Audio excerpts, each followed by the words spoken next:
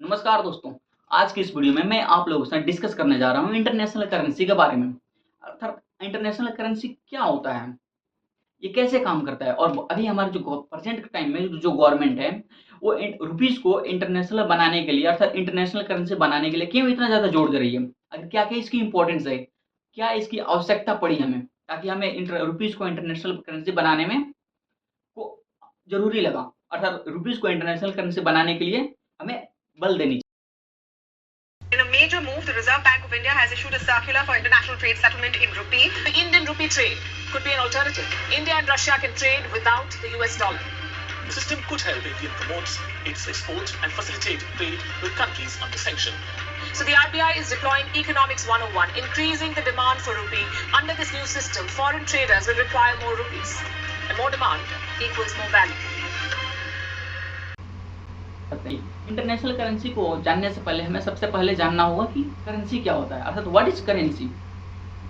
तो मैं आपको एक सजेस्ट करूंगा, अगर आपने अभी तक वीडियो नहीं देखा है तो चैनल पे पड़ा हुआ है करेंसी के बारे में, आप जाकर विजिट करके चैनल पर देख सकते हैं। चलिए देखिए, सबसे पहले currency is the medium of exchange, अर्थात किसी भी मार्केट में आप किसी वस्तु के बदले दूसरी वस्तु को एक्सचेंज करते हैं, तो उसके बदले आपको चाहिए क्या होता है, करेंसी चाहिए होता है। करेंसी क्या होता है, एक तरह से माध्यम है जो क्या करते हैं, एक्सचेंज का माध्यम होता है। Currency is a medium of exchange in the market with the market value. Okay, अब मान चलो आप कि किसी वस्तु को इंडिया के अंदर खरीदना है, तो उसके लिए बदले आपको देना क्या पड़ेगा, इंडियन रुपीज देना पड़ेगा, क्योंकि इंडिया में जो लीगल है वो इंडियन रुपीज वैल्यू करते हैं, जो भारत का पूरा सीमा रेखा के अंदर मान्य है।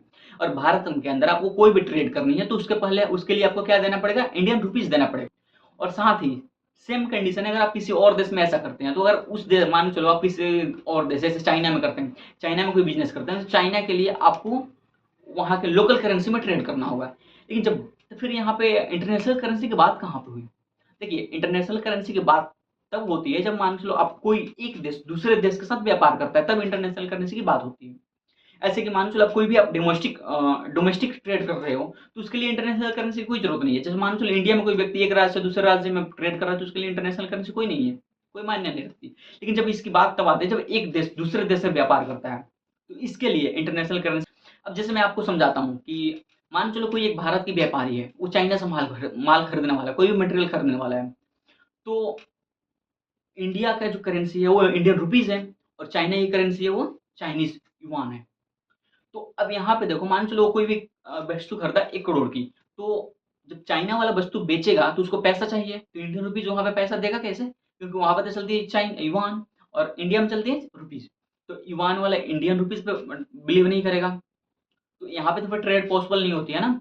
तो फिर यहाँ पर हमारे साथ एंट्री लेते हैं डॉलर भैया, अर्थात यहाँ पर इंटरनेशनल करेंसी की इम्पोर्टेंस मालूम चलती है। और यहाँ पर इस ओके, तो अब यहाँ पे हमें ज़रूरत पड़ी डॉलर की, क्योंकि डॉलर ऐसा चीज़ है जो दोनों देशों के साथ एक्सेप्ट करती है। तो इस तरह से हम ये डिफाइन कर सकते हैं इंटरनेशनल करेंसी, अर्थात एक वैसी करेंसी जो एक से अधिक देश में मान्यता प्राप्त रखता है, अर्थात उसकी वैल्यू एक्स है, तो इसको हम इंटरनेशनल करेंसी के रूप में डिफाइन कर सकते हैं।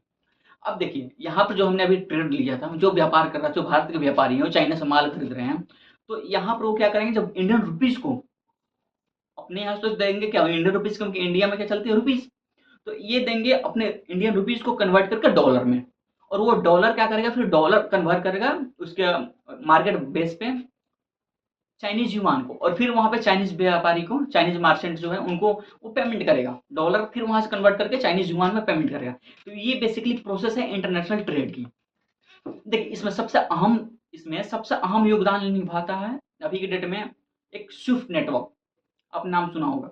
में अभी के डेट में जो पूरी इंटरनेशनल ट्रेड की मार्केट है, उसको 40% स्टैक यूएस डॉलर ले रखा है। उसके बाद यूरोपियन यूरोज है, पौंड है, स्टर्लिंग है, येन है, एक्सेट्रा। ये भी सारे हमारे पास क्या है, इंटरनेशनल करेंसी है, लेकिन ये उतना फेमस नहीं है जितना कि यूएस डॉलर है।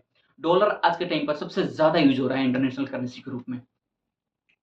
जब भी कोई देश देश दूसरे देश में अगर ट्रांसफर करता है पेमेंट, तो उसके लिए एक चाहिए होता है नेटवर्क, पूरी नेटवर्क, और इस नेटवर्क को पूरी कंट्रोल करता है स्विफ्ट नेटवर्क। और इस स्विफ्ट नेटवर्क से आपको मैं बता दूं, लगभग 11,000 banks connected to each others, अर्थात इस स्विफ्ट नेटवर्क से लगभग दुनिया के 11,000 बैंक्स आपस में एक दूसरे से कनेक्टेड हैं। जैसे कि आप जानते हैं कि जैसे रसिया और यूक्रेन का वार चला, तो इस वार में अमेरिका ने बहुत सारे सैंक्शन डाल दिए हैं रसिया पे, और उस रसिया पे, और उसमें से एक सैंक्शन ये भी है कि उनको स्विफ्ट नेटवर्क से बाहर निकाल दिया है यूरोपियन यूनियन से। Dollars, euros, pounds, the yen. The pressure on Russia and on Vladimir Putin is growing. New sanctions on its central bank just today. The sanctions against the Central Bank of Russia, which were enacted on Monday morning, are probably the single largest sanctions action in modern history. इसके कारण रसिया के लगभग 300 billion dollar freeze हो गए हैं Swift account में, जो एक बहुत बड़ी अमाउंट होती है। लगभग आधा इकोनॉमिक्स उसका फ्रीज हो गया है। उसके कारण रसिया को बहुत ज़्यादा चैलेंजेस फेस करना पड़ रहा है अपने इकोनॉमिक्स में। उसके अब भारत के लिए इसलिए ज़रूरी है क्योंकि भारत रुपीज़ को इंटरनेशनल करेंसी बनाना इसलिए चाहता है क्योंकि देखिए इसके पीछे बहुत सारे कारण हैं।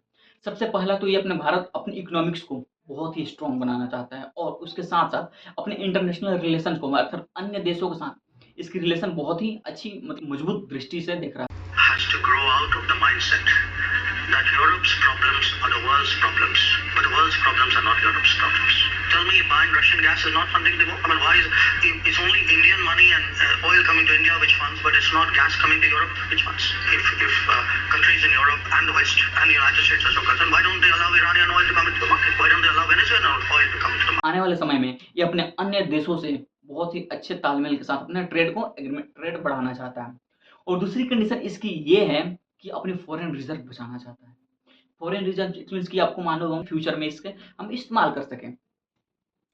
तीसरा कारण मेन रीजन ये है कि भारत अपनी डिपेंडेंसी डॉलर से हटाना चाहता है, अर्थात सीधे शब्दों में कहें तो भारत डॉलर को बाईपास करना चाहता है।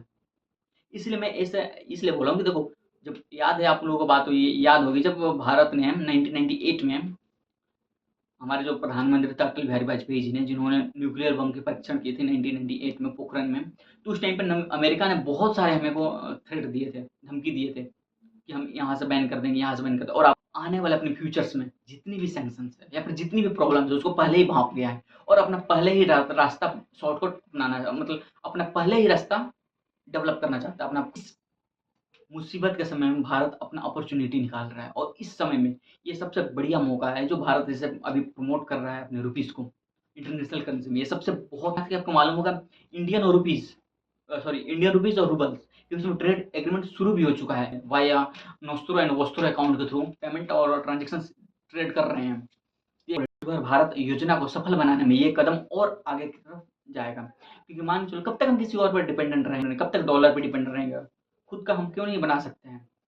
तो हालांकि आपको मालूम होगा कि जब तक रसिया और यूक्रेन का वार जब से चल रहा है तब तक रसिया और इंडिया के बीच में बहुत ज़्यादा ट्रेड हो चुकी है इंडियन रुपीज़ में, रूबल और रुपीज़ के थ्रू बहुत ही तेज़ी से काम कर रहा है, बहुत ही तेज़ी से आगे बढ़ रहा है, जो कि हमारे लिए एक अच्छी बात है। ओके, तो इस तरह से अगर काम होता रहा तो हमारे इंडिया एक जरूर सुपर पावर, और इंडियन तो अगर इस तरह से ऐसा ही चलता रहा सब कुछ तो हमारे इंडियन रुपीज़ आने वाले कुछ समय में सुपर पावर बन जाएगा इन द इंटरनेशनल ट्रेड और international currency like dollar and other international currency. It will be use widely in the world, because सबसे बड़ी बात है इंडिया की ट्रस्ट।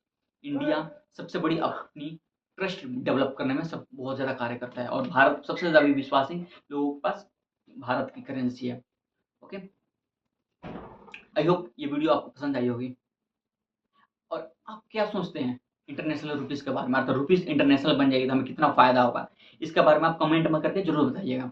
तब तक के लिए धन्यवाद, मिलते हैं अगले वीडियो में। जय हिंद।